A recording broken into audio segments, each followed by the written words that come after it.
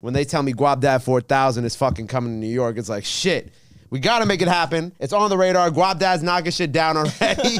Guapdad 4000 is in the building. What's up, my brother? What's happening? Welcome. Pull the mic a little closer to you so we could get... What's happening? Boom. What's happening?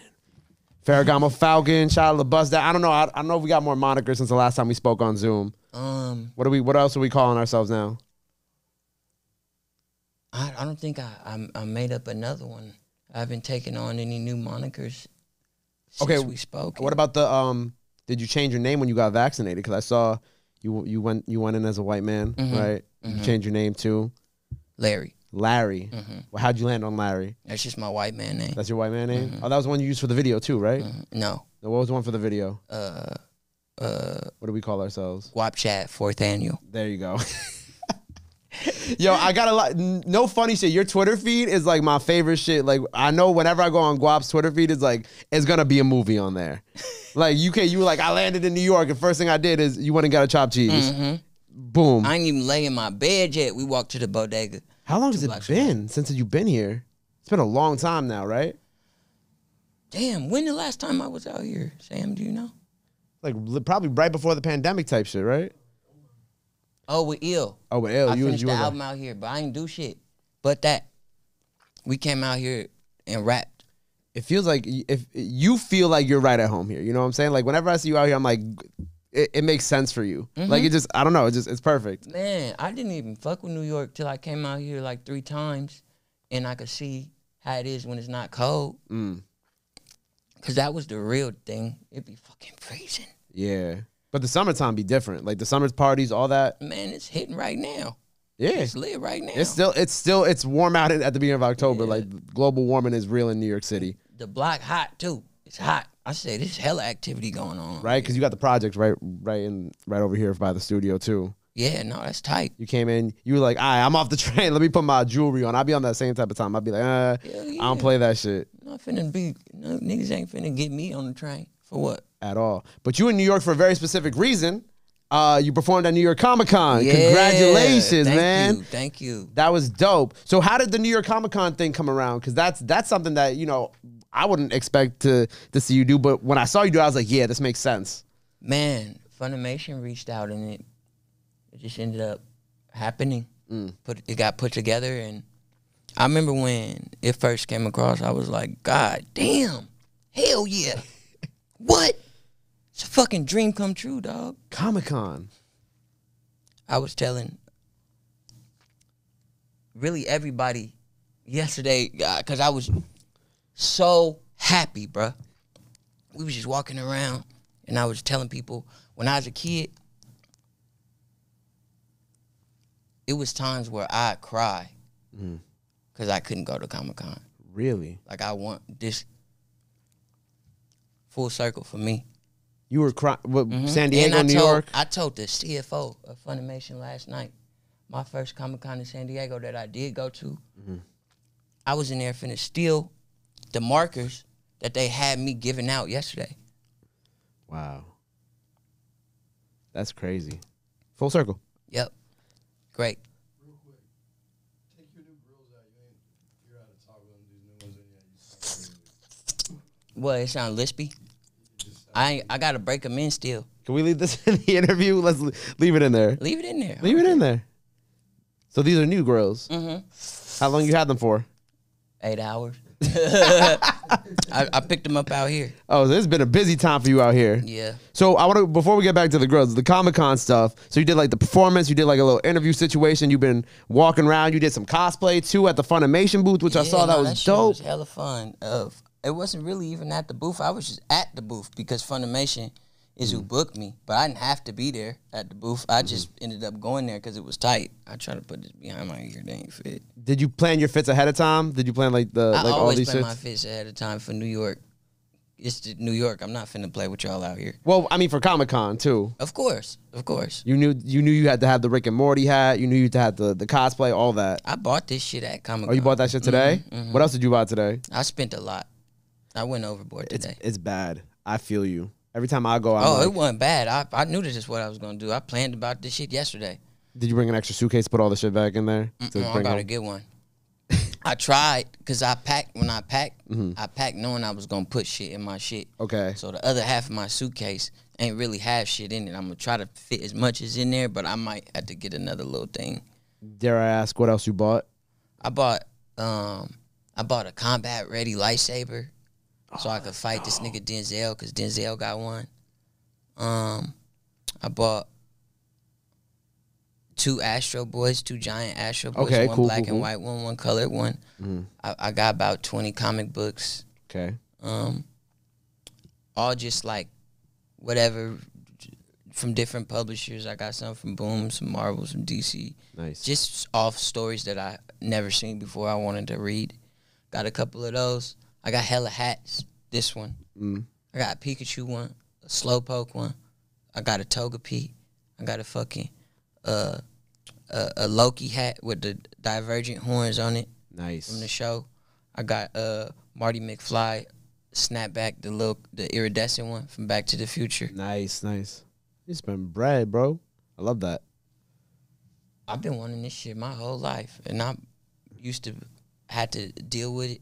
Other people buying it, and I knew that I wanted it, but I didn't have no hate or no salt. Right. That they had it. I just knew that one day I'd be able to get all the nerdy shit I want, and it felt good to just walk around that shit and do a sweep. Right. You pulling up on Denzel with a lightsaber just at his doorstep, like boom. Oh, I'm ready. I'm ready, baby. I'm gonna tear him up. He beat me last time, but it was his birthday, so I kind of yielded when we had a lightsaber battle. I actually got some footage from that. If you want it, you can do whatever will. You could put that in. Put that in the interview, yeah, like right I'm here. Send it to you right now. Right here, just a video of Denzel versus Guapdad 4000. You send it to me on Instagram. Or you want to airdrop it to me? I don't got your number. I don't think we got each other in here. Give me. I got you. All right, hold on. I'm gonna leave all this in the interview because fuck it. We have Why a good not? time with it. I'm doing this because I assumed that you was gonna put it in there, Pete. Of course, of course. If you send me the video of y'all two fighting, I'm going to put it in there. Like that's incredible. You know what I want? I want the black saber from the Mandalorian. I keep seeing people on TikTok with it, and I'm like, bruh, that shit looks so fire. It was so crazy because in Star Wars lore, that's actually one of the most rare sabers. Yep. Was the black saber. That was a dark, like forbidden project. It wasn't supposed to be. Come on, bro. Like that. And then when they put it into the Mandalorian, I thought it was tight, but at the same time, that kind of like fucked up the commodity that it was supposed to be. I feel like just because I don't think so. I feel like just so many people know about it. It's not like a hidden gem of knowledge anymore. It's really like when your favorite singer go mainstream and you happy for him, but at the same time you kind of hate it. And that's how I feel about that weapon. Okay, that makes sense. Because you know what, that weapon was only in like the animated shows. So unless you was watching the animated shows, you didn't know what the darksaber was. And then once you get to read the books, if you read any of the lore, you would know too. It was the lightsaber, the first Mandalorian Jedi. And then when they put it in the show, I knew immediately. I was like, oh yeah, the toy sales about to go crazy for this. Because when you put something new, you put like a new type of lightsaber into anything, it's like, oh man, like. You got like the yellow lightsaber now for Rey. You got, they're putting all the other colors in and whatnot. I got yellow today. You got a yellow one today? Yellow, my favorite color. Yellow, my favorite color. Was it Rey's lightsaber or was it a different one? It's a different one. It's like a custom hilt, and it's engraved. It's gold and silver. I got it to match my watch. That's dope. It's beautiful. I should have brought it, but I didn't want to be on the train with it. Right. You're just standing on the train, like on the M train, and you're just with the lightsaber, just going around New York with your Rick and Morty hat. They're gonna be like, "Yo, who the fuck? Who is this guy, it's bro?" It's just too much. I found this video. I'm trying to airdrop it. It should say Gabe's Mac, or maybe my phone. Let me open my phone.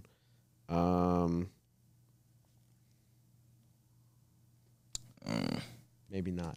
But that's dope. I love that you love all this like nerdy shit too. You know what I'm saying? Because even during the pandemic, I went through my Pokemon card phase, and during my Pokemon card phase of collecting and whatnot, when we did our Zoom, what people didn't see, before that where you and I on Zoom for like 20 minutes talking about Pokemon cards. Yeah. And just you being like, yo, I got all these shits here. I got all these shits here. And then I got that the shiny Charizard situation, the shiny VMAX Charizard, and I sent that to you. Yep. Cause I remember because that was like that time when like Logan Paul was doing it, and it was like you couldn't buy Pokemon cards anywhere. He was making it so lame.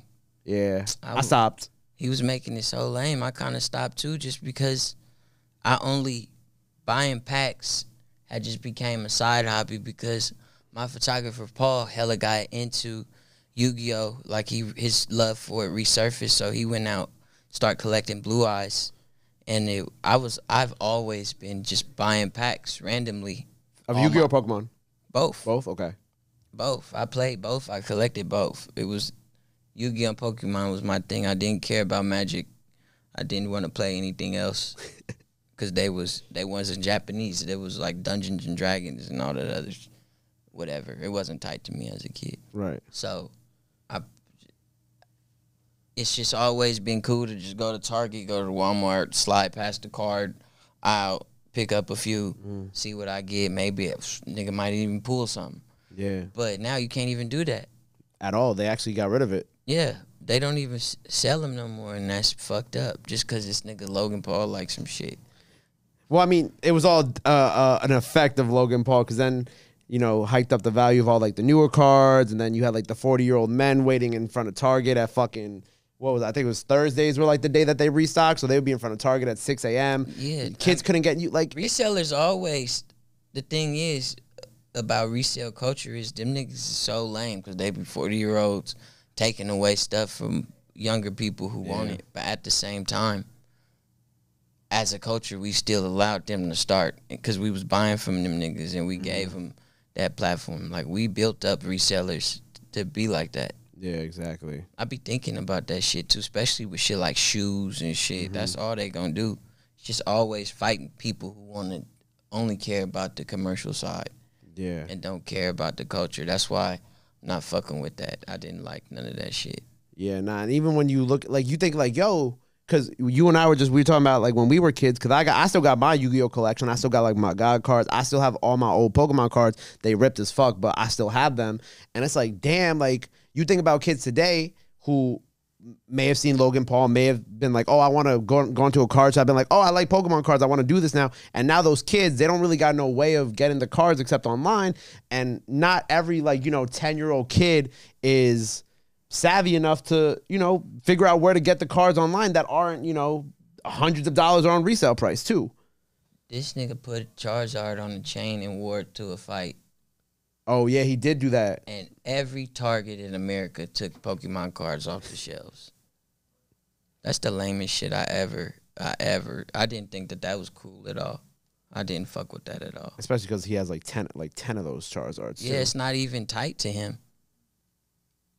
Yeah. I doubt he know the feeling of, like, spending your last $5 on a pack and trying to see what you get.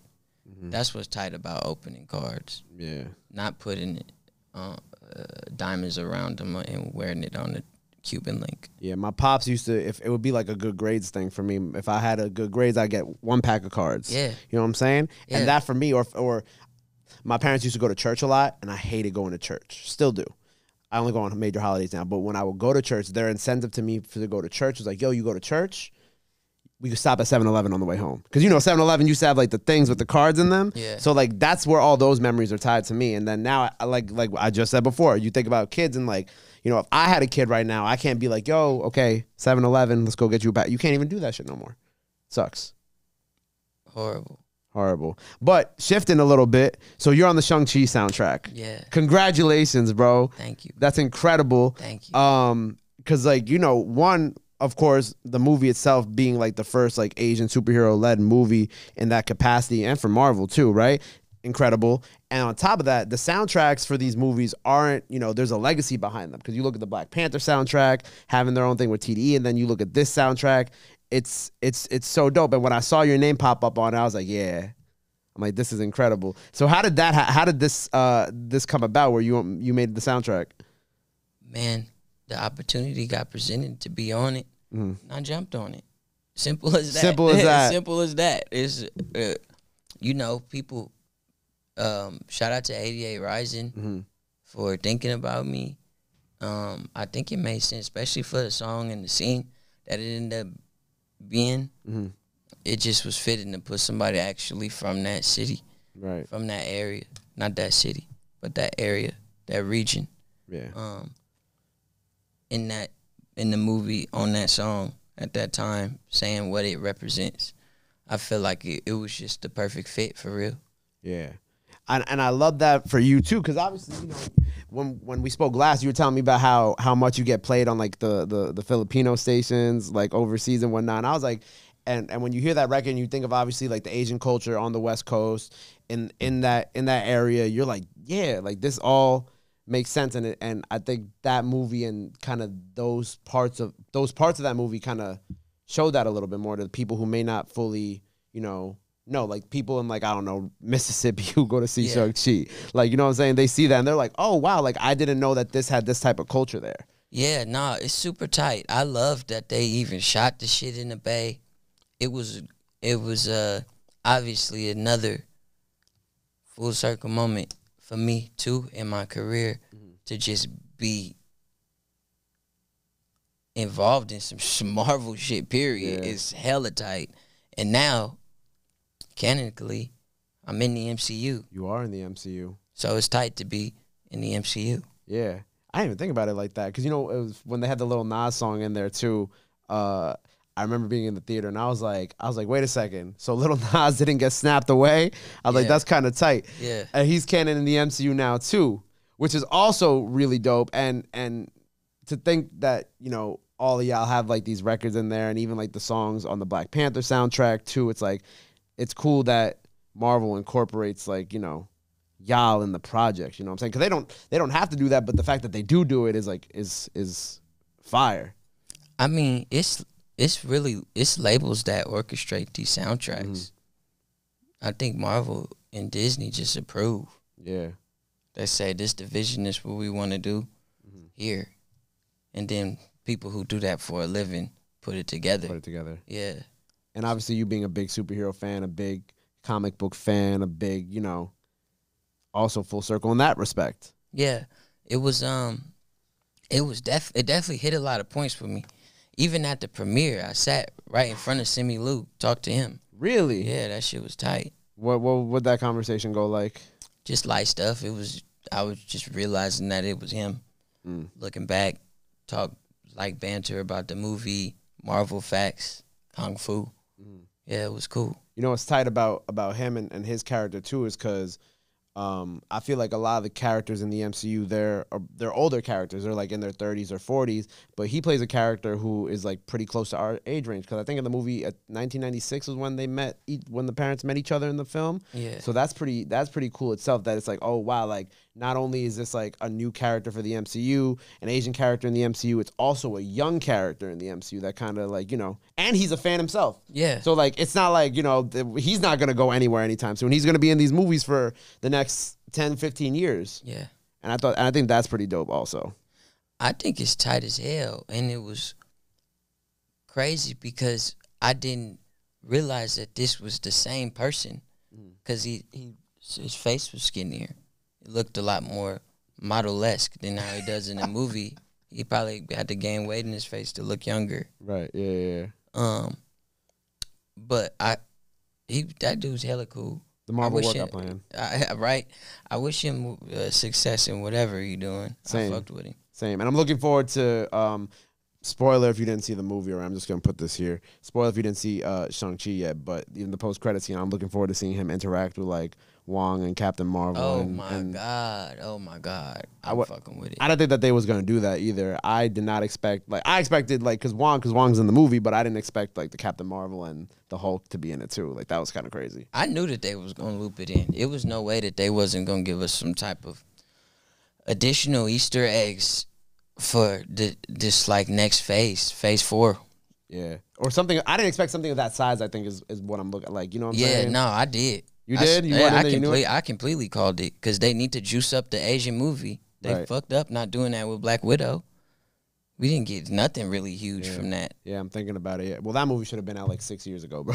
Yeah. You know what I'm saying? That was like a movie that you're watching and you're like, this takes place in the past, which is fine, but there's nothing wrong with that. But it's like, why didn't you just make that movie back then to kind of... They tried to Wonder Woman us, and didn't even work for Wonder Woman, so why the fuck would it work for y'all? Yeah.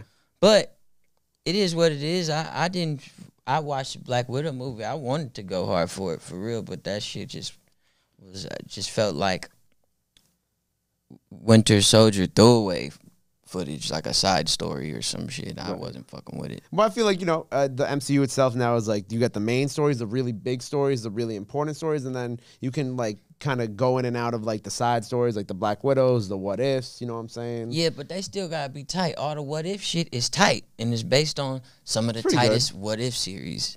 I like it. It's more entertaining and original than the Black Widow shit. And I have no reason to hate on Black Widow. It's not like I hate her or anything. I fuck with her character and her journey. I like spot shit. Yeah. But that shit was just not tight to me. And what they did with Taskmaster, that wasn't my thing. We not even. I didn't. No, we don't even want to go there. I don't. Then you and I will go on a whole other tangent. Yeah, but I will say in the theater, when I saw it in the theater, because that was my first movie back in theaters, right? I remember I was there with my boy. Shout out my boy Nick and my boy Zach, and we were sitting there, and Nick and I are really hip to everything. Zach's not too hip to the comic book stuff, but me and Nick looked at each other. I said, "Yo, did they just Iron Man 3 us again?" Yeah. I was like, when are we going to stop falling for this? When are we going to stop doing this where they're just going to be like, oh, look, here's this villain you really like. And then they're just going to be like, ha, psych. Nope. It's still not a bad movie, but anyway, point being. So music stuff. You in New York. You're recording a music video while you're here. What we've been working on, because we got the deluxe for the project with Illmind, which was just as great as you hyped it up to be in the interview. You know what I'm saying? Congratulations. Shout out to Illmind. I love you, Ill, wherever you at. I'm going to text you, actually. Right now. Yeah. You love him. He actually is. But the project was great.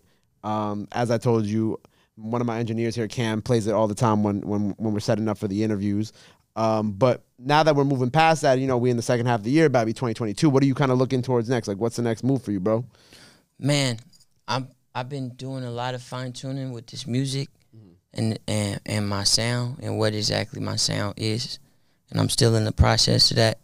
But I'm hitting some major strides, and it's not like I'm getting worse. I'm only getting better. Of course. The more that I rap and the more that I do shit, it's going up. The shit is sounding crazy. I'm excited to drop.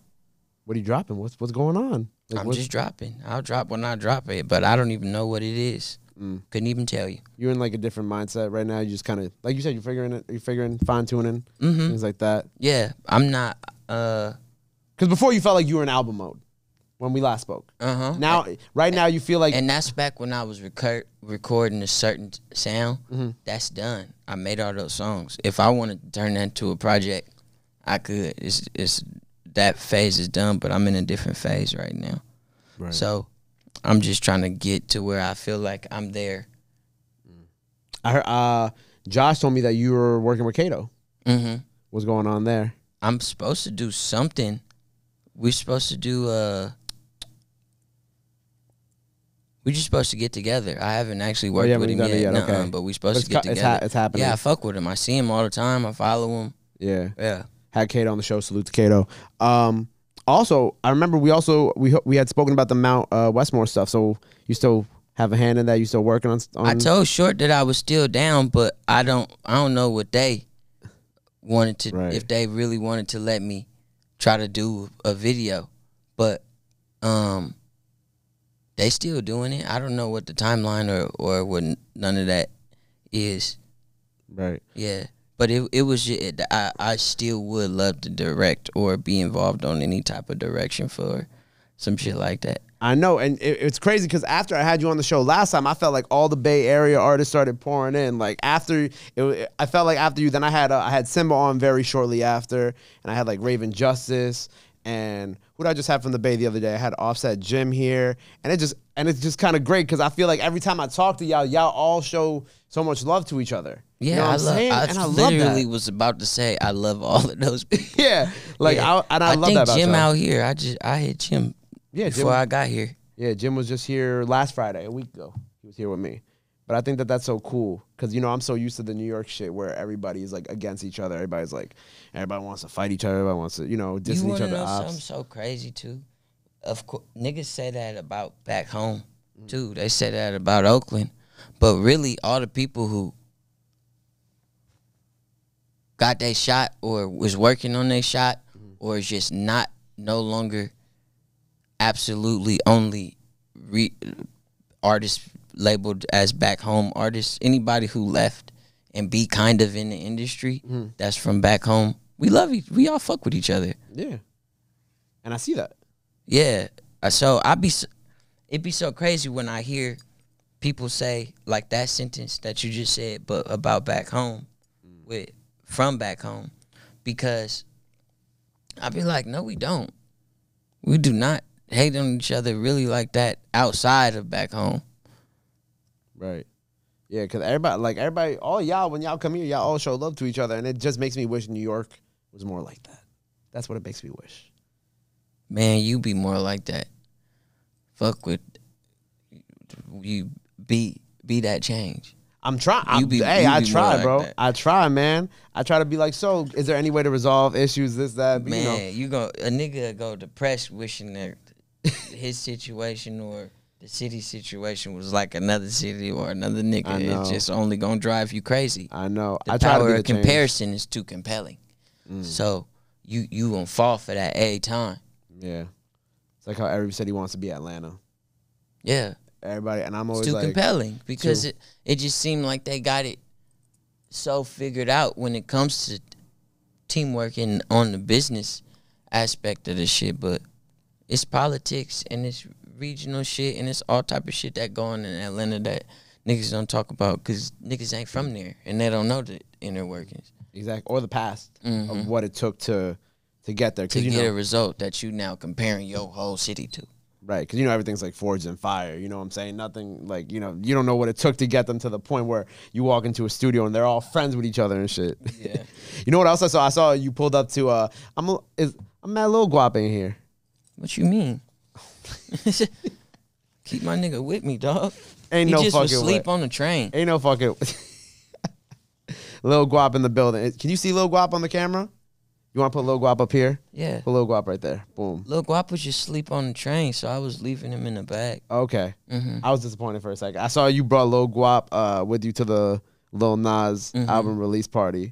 I thought that was hilarious. I mean, he had a baby, so I brought mine. I thought it was a baby shower. I brought diapers and everything. Did you actually bring the diapers too? I saw the carriage. I don't know if I saw the diapers. I brought diapers. Yo, where do you come up with this?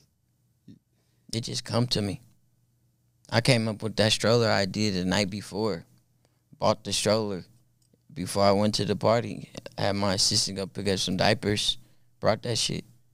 I feel like I should get Sam a mic because I want to know. I want to know what happens when you call Sam with these ideas and what his reaction is. Either he tell me I'm going overboard, or he usually, but that's rare.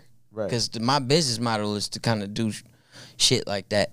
So he usually when I call Sam, he's responding with a way to figure out to make it happen, and also to make it make sense. Right. Sam is crucial in.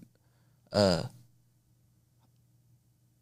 could be like, Sam, I want to take 6 Puerto Rican bitches, get them all naked and grill steak on the middle of Fairfax. What he'll do, be like, all right. I'll be like, I already got the bitches and the meat. He'll be like, okay, well, this is what we gonna link it to. We gonna this day, my homie own the grill company. We gonna get them to pay for the cooking of the meat. We gonna donate the plates to this, and this is how it worked. So that's probably how Sam will respond when yeah. Salute to Sam, playmaker, making it happen. In the back, looking tired. Well, we exhausted. I know y'all had a long night before. Last night was pretty fucking ridiculous. I'm gonna hear more about it off the camera. But I also saw the Scam Girl stuff that you did. The merch, the unisex merch, very dope. Thank you. And we spoke about the merch and kind of your hopes and dreams to creating the brand and whatnot. Yeah. So for the people who don't know what the Scam Girl merch is, give them a quick little summary and where they can get it at. I'm Guapdad 4000.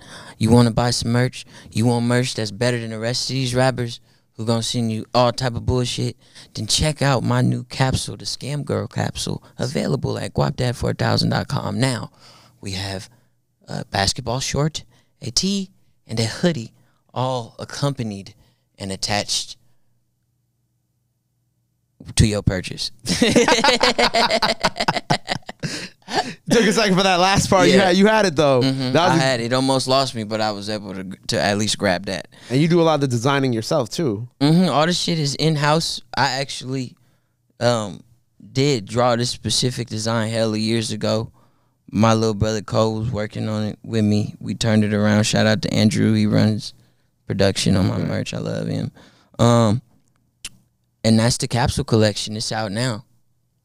Dope. You can get it everywhere. It's unisex too. You don't gotta be a boy to wear a Scam Girl. You don't gotta be a girl to wear a Scam Girl hoodie. You could be a nigga too. Put it on.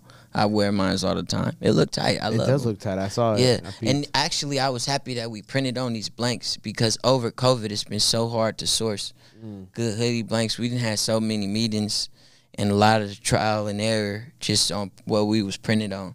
And the Scam Girl hoodies is one of my favorite hoodie blanks by far that we got our hold on. Fire. Yeah. Fire. Well, make sure y'all go cop that. And before we sign off here for the day, because I know we tired and we want to get this freestyle in. Squid Game. I saw your tweet about it, and I didn't relate. I haven't finished it yet, but I couldn't relate to anything more because what you said. You was like, oh, like you're not cool because you're not watching it, you know, or like you're not cool. I'm calling out contrarians all the time now because I'm getting hella irritated living in LA. Because the common response is always to just hate immediately on anything that sees any type of wave. And I'm just tired of that negativity. People really was going out of their way to just simply speak on why they wouldn't watch a show. Yeah. Just because everybody else was watching it. That's what irritated me about it. It wasn't that they should see the show or like I'm trying to be hella positive or anything like that. It's just I'm getting hella irritated with people just trying to play devil's advocate for the sake of playing devil's advocate. Like a motherfucker couldn't even give me no reason with substance on why they wouldn't want to watch it. There's actually no reason half the time. It's just a motherfucker want to be cool. That's that fake ass hipster shit. That shit is boozy. Yeah, and I feel like we see that a lot with like MCU too. People love being like, "Oh, the MCU's this, and that. I'm not gonna watch it because it's this." Yeah, like, bruh, don't even talk about it then. Yeah, just let if people you ain't enjoy gonna watch it, don't even bring it up. You must really want to watch it because you telling me how you don't. Right. I don't talk about shit I don't want to watch. You don't hear me talking about the shit on the History Channel. They on Aliens Built the Pyramids document part 7 probably by now. I don't know. I'm not talking about it. Right. You know, it's like I take contrarians and people like that. I look at them like they the real hype beasts for real. Word, yeah. They the real hype beasts because they wanna hop on it. They wanna hop on it, but their ego is so centered in they taste and what the fuck. It's like, nigga, who are you, bro? Either you gonna watch a fucking TV show as simple as that or you not. Yeah. So go watch Squid Game. Stop being that person. Enjoy it. Have fun. The memes are great. Or watch it and hate it, but don't tell me that you're not gonna watch it just because other people are watching it. You're just as much as a follower as the people who you're claiming to be followers. Because you only doing that because you think cool people exclude themselves from joining in some shit like that. Right. So you just following another stereotype. Fucking Mark. Boom. Mic drop from Guapdad 4000. Well, look, I appreciate you being here with me. Our guy Ash just actually arrived at the door. I'm going to leave him outside for like 5 more minutes. Before we hop on this freestyle, which you can check out tomorrow if you're watching the interview the day it drops. Let the people know they can follow you at anything else that they got to know where they can go get themselves a little guap. This camera right here. Lil Guap is what? Which camera? This camera right here. That one. Yeah, that one. Lil Guap is sold out right now, but I'm going to have physical stock for Lil Guap in a few weeks. So there is a chance to get a few more Lil Guaps on this run. I just wanted to get comfortable towards there. It's fine. My name is Guapdad 4000, also known as Shia LaBeouf Down, the Ferragamo Falcon. I am probably one of the most handsome guests that this show will ever have. So go ahead and congratulate yourself on being able to view me in all my splendor. Boom.